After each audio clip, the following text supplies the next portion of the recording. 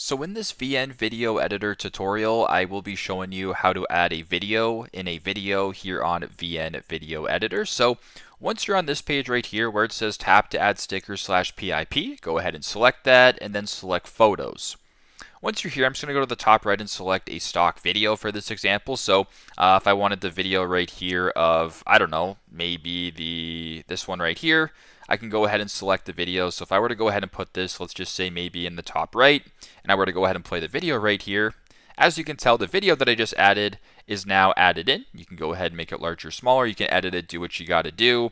Once again, if you were to go ahead and play this video right here, the video that you added is now inside of the video. So pretty simple, pretty straightforward. That is how to add video to video or in a video here on VN Video Editor. Thanks again for watching and hope this helps.